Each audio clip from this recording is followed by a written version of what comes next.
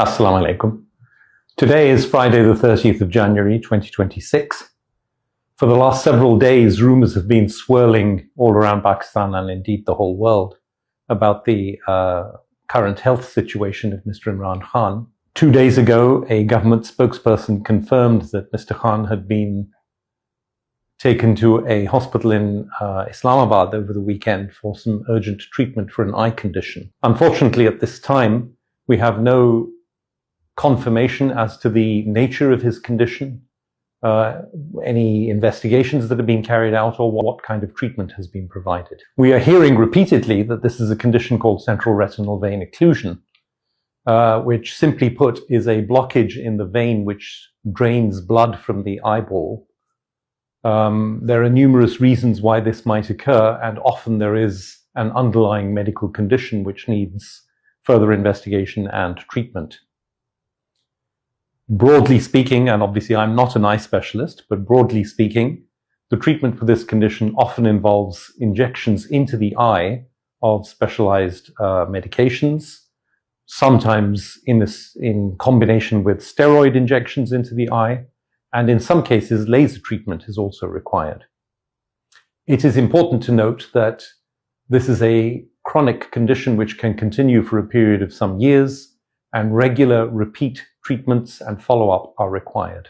We have every confidence in the abilities and professionalism of the physicians at the hospital in Islamabad, where Khan Sahib is said to have been taken for treatment. But nevertheless, this is a serious condition and requires expert medical care. This is ideally provided by an ophthalmologist with subspecialty experience and training in diseases of the retina. To the best of our knowledge, there are no retinal specialists at this hospital in Islamabad. If there are, and it was in fact a retinal specialist who saw Khan Sahib, then all well and good.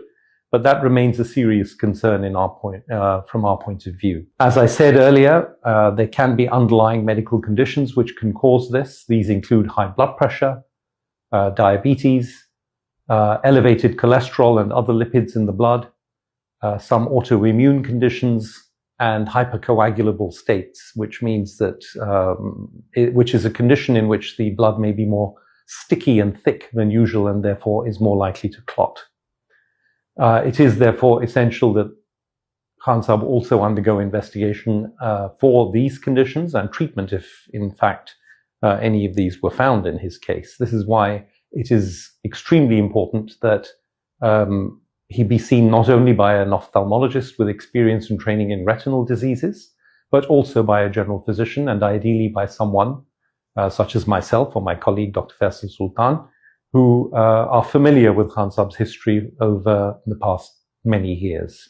Yesterday evening, I received a phone call from Khan Sahib's legal team, in particular Mr. Salman Akram Raja, suggesting that it might be possible that we would get permission to see Khan Sahib late last night, so the night of Thursday, the 29th of January.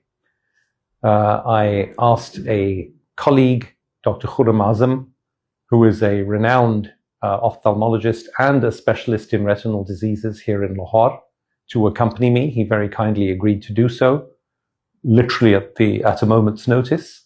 And we drove up to Adiala jail last night. We got there just before 11 p.m. Unfortunately, permission could not be obtained, and so we were not able to see Khan Sahib on this occasion.